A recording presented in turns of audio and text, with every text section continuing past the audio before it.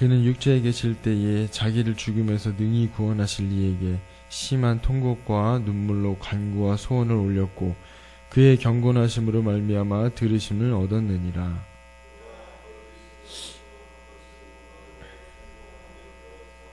온전하게 되셨은즉 자기에게 순종하는 모든 자에게 영원한 구원의 근원이 되시고 하나님께 멜기세덱의 반차를 따른 대제사장이라 칭하심을 받으셨느니라.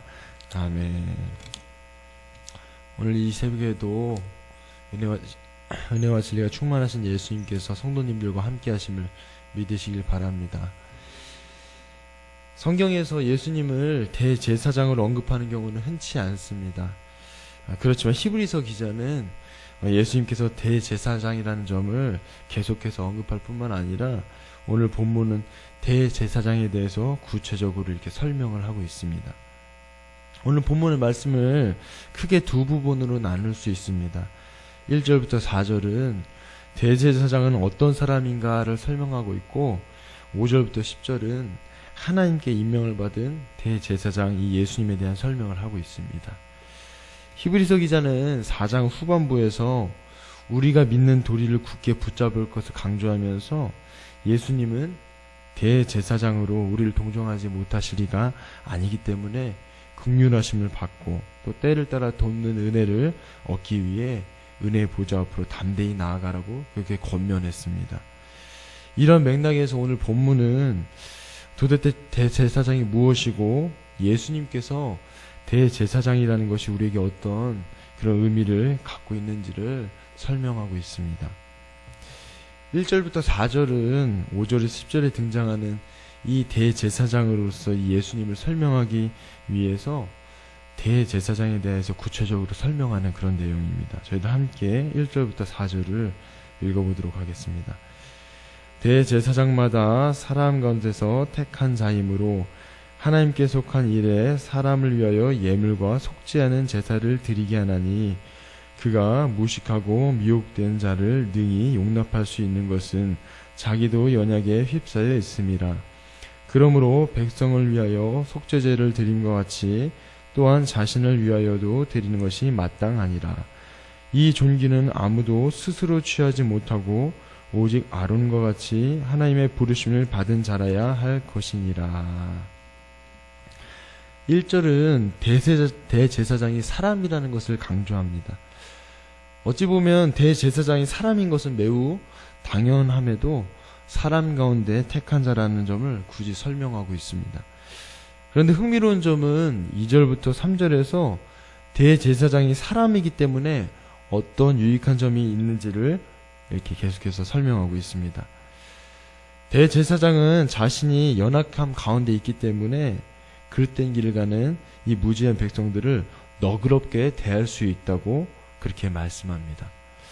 이런 백성들의 연약함을 위해 속죄의 제사를 드릴 때 이들을 판단하고 정죄하는 것이 아니라 이들의 연약함을 공감할 수 있다는 것입니다.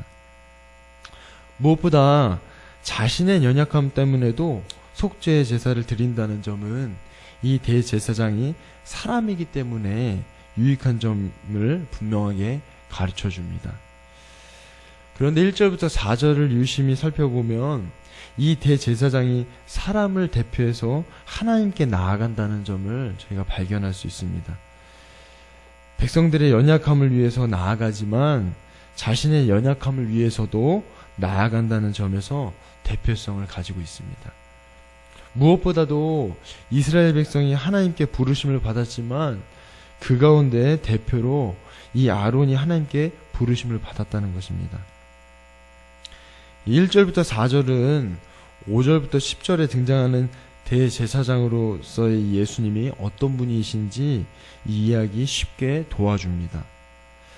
4절에서 아론이 하나님의 부르심을 받은 자라는 점과 동일하게 5절부터 6절은 예수님께서 하나님의 부르심을 받은 자인데 하나님의 아들이라는 점을 소개합니다.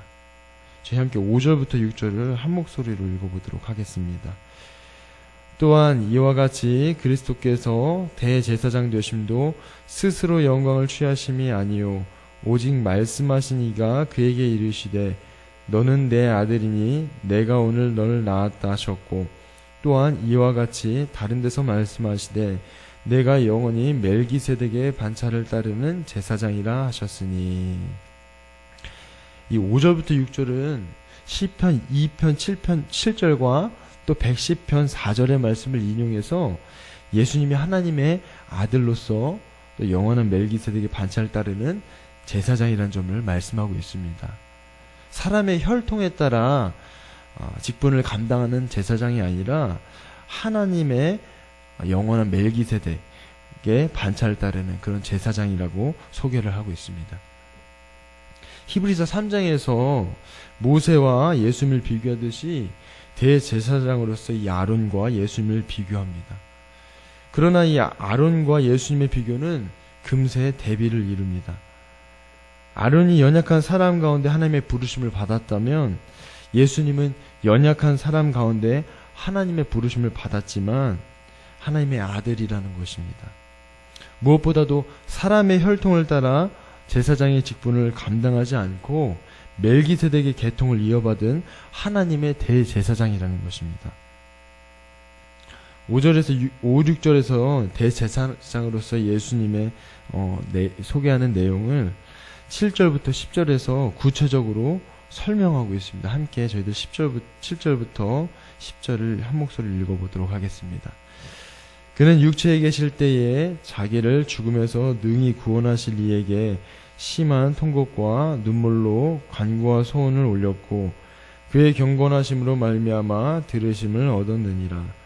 그가 아들이면서도 받으신 고난으로 순종함을 배워서 온전하게 되셨은즉 자기에게 순종하는 모든 자에게 영원한 구원의 근원이 되시고 하나님께 멜기세덱의 반차를 따른 대제사장이라 칭하심을 받으셨느니라. 아멘. 예수님도 하나님께서 세우신 대제사장임에도 사람을 위해 세워진 이 아론과 같은 대제사장과는 무엇이 다른지를 저희들이 알 수 있습니다.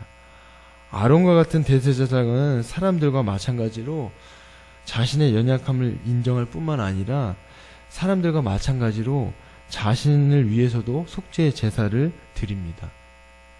그러나 예수님이 연약한 사람으로 이 세상에 오셔서 죄가 없으심에도 자신을 보내신 이 하나님께 심한 통곡과 또 눈물로 간구와 소원을 올렸다는 것입니다.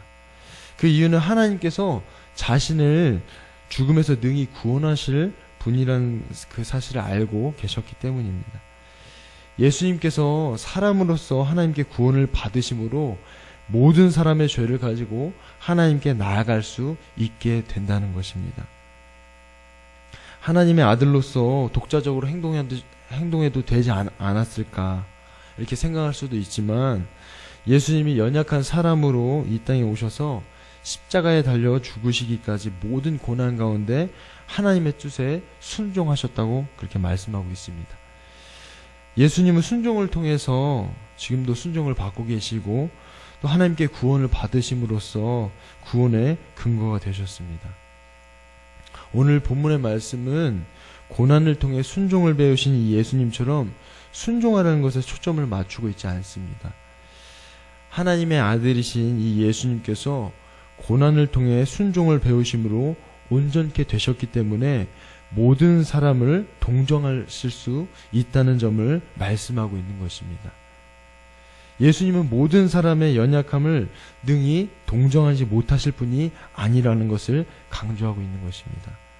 그렇기 때문에 모든 믿는 자가 긍휼하심을 얻고 때를 따라 돕는 은혜를 얻기 위해서 하나님께 담대히 나아갈 수 있는 이유가 여기에 있다라고 말씀하고 있는 것입니다.